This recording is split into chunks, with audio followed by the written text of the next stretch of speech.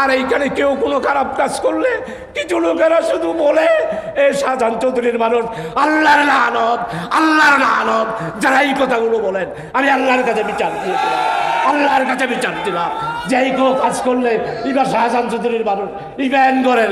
প্রিয় ভাইয়েরা, কেরানীহাট এইখানে রাজনীতি করেছি, 86 নির্বাচন করেছি, 91 নির্বাচন করেছি। লানতুল্লাহ, এই সমস্ত কথা যারা বলেন আমার ব্র্যাকেটে যারা এইগুলো করেন, আমি গতকালকে রাত্রে রোজা রেখে রেখে আল্লাহর কাছে গেতেছি, আল্লাহ যারা এইভাবে আমাকে অপবাদ দেয়, আল্লাহ তুমি তাদেরকে সামলাও, তাদের উপরে তুমি রহম করো, হেদায়েত করো। প্রিয় ভাইসব, তাই আপনাদের খেদমতে আরজ করব, বাংলাদেশে আমরা ঐক্য চাই। যারা এইখানে বলেন যে জামাত ইসলামী আজকে সুন্নি নয়, তাদের কাছে বলবো ভাই, সুন্নি আর ওয়াহাবি। আমাদের আমির জামাত ডক্টর শফিক সাহেব স্পষ্টভাবেই বলেছে সুন্নি ওয়াহাবি, এর মধ্যে যে জওয়াল সেটা আমরা ভেঙে দিয়ে সমস্ত আলেম উলামা, পীর বুজুর্গ, আল্লাহর ওলিয়া ইকরাম সবাই ঐক্যবদ্ধ হয়ে আগামী দিনে বাংলাদেশকে 92 লক্ষ বেকারত্ব থেকে বাঁচানোর জন্য আমাদের ডক্টর ইউনূস, আমার ডক্টর ইউনূস সম্মানিত উপদেষ্টা, উনি $286 ট্রিলিয়ন আজকে নিয়ে এসেছেন। সম্মানিত আমার সম্মানিত পীর সাহেব জানেন, ইউনিয়ন ব্যাংকের এতিমখানার টাকা পর্যন্ত এসালামের মাসুদ মেরে দিয়েছে, এসালামের মানুদ শেষ করে দিয়েছে।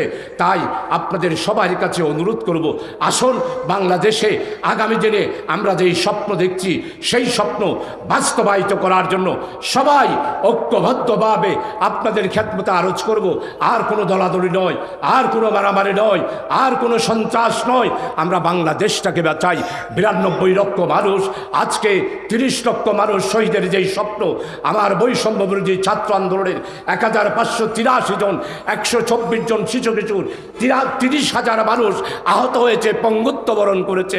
আজকে তাদের সাথে আমরা যে নতুন বাংলাদেশের স্বপ্ন দেখছি, এই স্বপ্নকে বাস্তবায়িত করার জন্য সবাই আল্লাহর কাছে আজকে ফিরে যায়। তাই বুজুর্গানে জিনগণ আল্লাহর কাছে কানতেন সবসময়, হদ সে আবতার হো গিয়ে হাই হালে মুঝে না সাদো কা কর মেরি ইন্দা তো আল্লাহ ওয়াকে তো হাই ইন্দা তো কা। আল্লাহ আজকে নিশ্চয় হিসেবে তোমার কাছে কাঁদতেছি। আমাদের কিছুই নাই, ঘর করি নাই, বাড়ি করি নাই, শুধু দেশ এবং জাতির জন্য 2 বার এমপি হওয়ার পরও আজকে বাংলার সর্বস্তরের মানুষের কাছেও অনুরোধ করব যে আমরা 92 লক্ষ মানুষ আজকে বেকার। এই বেকারত্ব সমস্যার সমাধান করার জন্য ডক্টর ইউনূস যে $1 ট্রিলিয়ন চুক্তি করেছে, এটার মাধ্যমে আজকে আপনারা দেখেন ইনভেস্টমেন্টের জন্য প্রায় 200-এর মতো ইনভেস্টর বাংলাদেশে আজকে চলে এসেছে। প্রিয় ভাইসব, তাই আপনাদের সবার কাছে অনুরোধ করব, আপনারা যারা আজকে এখানে উপস্থিত হয়েছেন, আমরা একটি সোনার বাংলাদেশ, আমরা একটি নতুন বাংলাদেশ আমরা গঠন করতে চাই।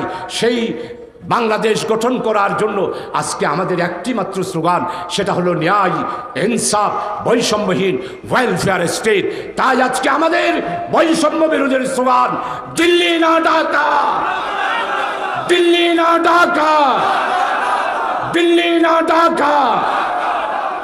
যারা বিনা ফজরত তাপ্পরন রুটি হাইয়ে রে আর আবার এসম এন্ডেলিয়া যারা হয় ইতারা সামনে আমার যুবক ভাইয়েরা যায়া বলবেন দিল্লি না ঢাকা, দিল্লি না ঢাকা।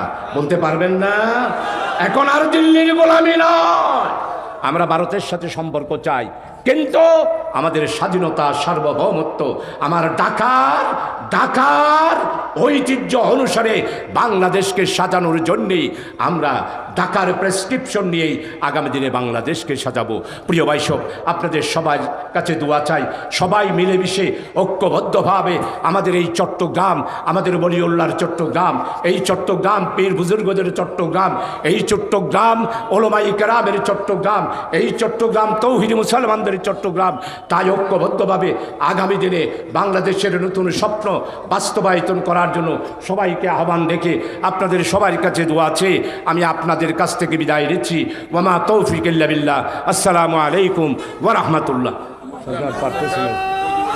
জি।